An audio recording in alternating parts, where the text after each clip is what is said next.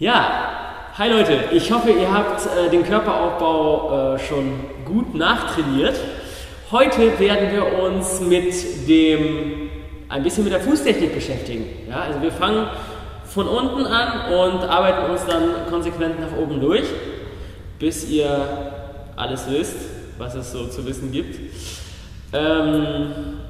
Und zwar geht es, denke ich, erstmal, wir werden uns erstmal die ganze Zeit nur mit Rumba beschäftigen, weil Rumba ist quasi ja, für mich die Königin vom Tanzen, weil wenn man Rumba verstanden hat, dann hat man automatisch auch Cha-Cha und Samba verstanden, und auch in Paso Doble und sogar dem Jive gibt es viele Sachen, die man von Rumba lernen kann.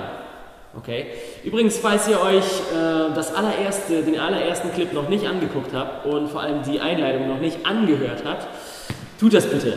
Ja, sehr, sehr wichtig. Fangt einfach am besten von vorne an, guckt euch die Clips wirklich chronologisch an. Dann habt ihr nachher keine Wissenslücken. Sogar wenn ihr schon Tanzerfahrung habt, guckt euch auch wirklich diese grundsätzlichen Sachen auch an. Vielleicht wisst ihr schon einiges, aber bestimmt noch nicht alles. Okay? So, aber jetzt kommen wir zur Fußtechnik. Und zwar, da gibt es einige Sachen zu beachten. Wir sprechen jetzt erstmal ein paar Übungen ab, die ihr unbedingt gut beherrschen solltet, bevor es dann weiter mit der Gewichtsübertragung geht. Folgendes, also, wir stellen uns auf ein Bein auf, bei mir ist es hier das linke. Ja. Sehr, sehr wichtig ist, dass das Bein komplett durchgestreckt ist. Okay, also das Knie wird so weit nach hinten gedrückt wie nur möglich. Wenn ihr merkt, dass euer Oberschenkel angespannt ist und die Kniescheibe hochgezogen, ja, könnt ihr auch schon mal ausprobieren.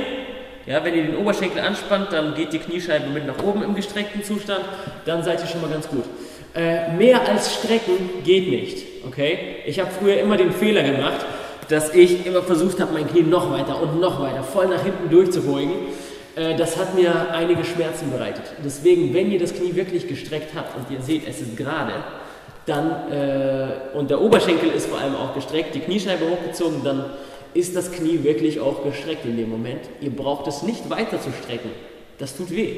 Okay? Wenn ihr natürlich die Muskeln hier verkürzt habt, dann solltet ihr diese Muskulatur explizit dehnen. Ja, bei manchen Menschen ist das so, dass sie das Bein wirklich nicht weiter strecken können, obwohl es noch nicht wirklich gestreckt aussieht. Okay? So, also das Bein, auf dem ihr steht, quasi das Standbein, sollte gestreckt sein. Jetzt geht's los mit dem Schreitbein. Ja? Das ist das Bein ohne Gewicht, was wir frei bewegen können. Und zwar Folgendes. Wir nehmen mal die Ferse so hoch wie möglich. Das Knie zeigt dabei nach vorne und hat aber ein bisschen die Tendenz nach innen. Nicht zu viel, aber auf keinen Fall nach außen. Also vorwärts, ein bisschen nach innen. Ferse so hoch wie möglich. Dann diese Knöchel drückt nach innen. Okay? Also dieser Knöchel sollte, egal wo der Fuß ist, sollte immer zum Boden streben. Ja? Es gibt ein paar Ausnahmen, aber dazu später mehr, wenn es soweit ist. Okay. Dann stellt euch mal vor, der Ballen oder der große Zeh und die Innenkante vom Ballen sind auf dem Boden. Was man hier nicht so gut sehen kann, die kleineren Zehen, also diese hier, zumindest die 3 oder die 4, sind in der Luft. Sieht man jetzt vielleicht mit der Sohle nicht, aber müsst ihr mir einfach mal glauben, das sind sie. Okay? Jetzt stellt euch mal vor, ihr habt den großen Zeh auf dem Boden, vielleicht noch den zweiten Zeh.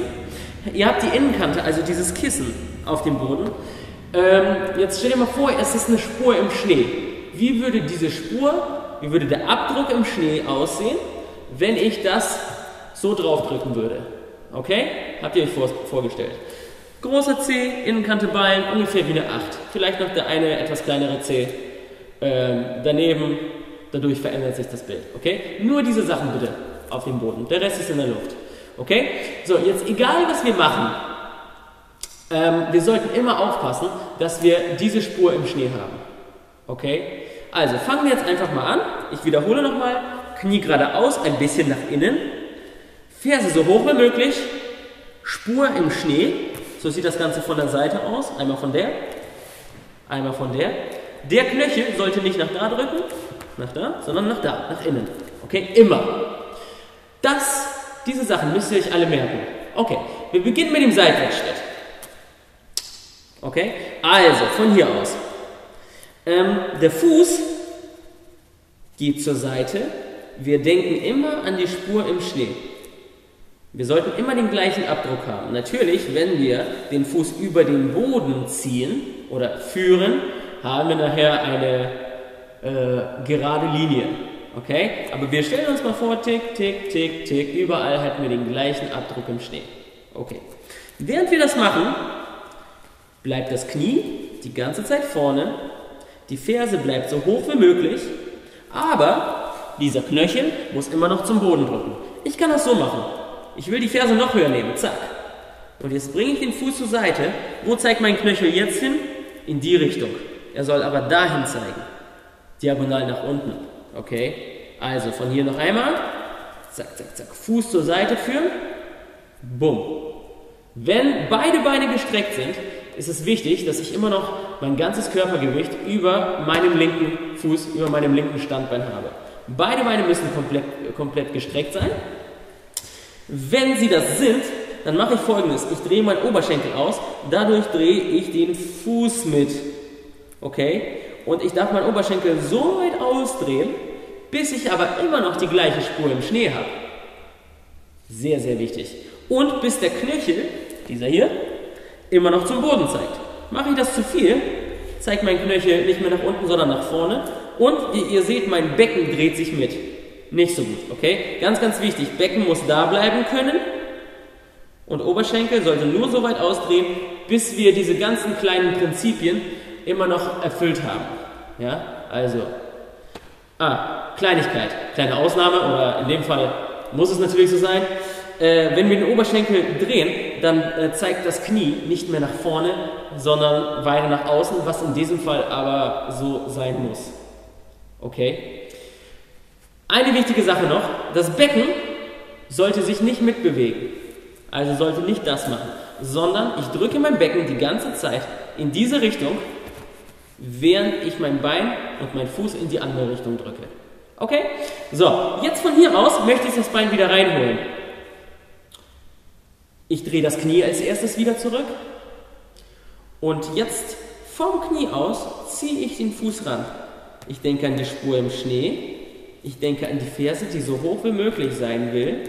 Und ich denke an den Knöchel, der immer zum Boden drücken muss. Zum Schluss habe ich diese Position. Ich habe beide Knöchel, diesen Knöchel und diesen Knöchel, übereinander. Ja?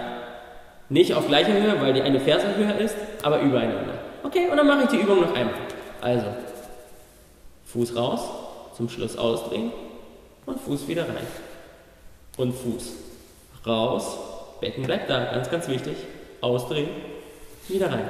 Dann verbinde ich die Bewegung raus und rein. Und raus und rein. Okay? Wenn ihr es schafft, konzentriert euch auch gleichzeitig auf den Körperaufbau. Ist am Anfang nicht ganz einfach. Ist aber auch okay. Wenn es euch schwerfällt, konzentriert euch erstmal möglichst nur auf den Fuß, dass ihr wirklich diesen Bewegungsablauf gut könnt und dann könnt ihr es nachher kombinieren. Wir machen das Ganze noch einmal mit dem anderen Fuß. Ja, also Knie nach vorne, leicht nach innen. Spur im Schnee, Ferse gleichzeitig so hoch wie möglich, Knöchel drückt, diagonal nach unten. Und jetzt geht's los.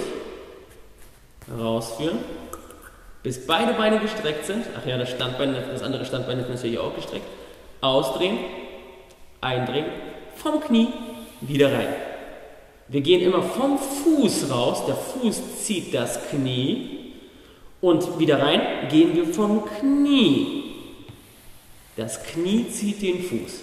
Okay? Wenn wir das Ganze dann langsam können, dann machen wir das Ganze natürlich auch schnell. Und raus und rein. Und raus und rein. Und raus und rein. Und raus und rein. Okay? Gut. Das ist diese Übung.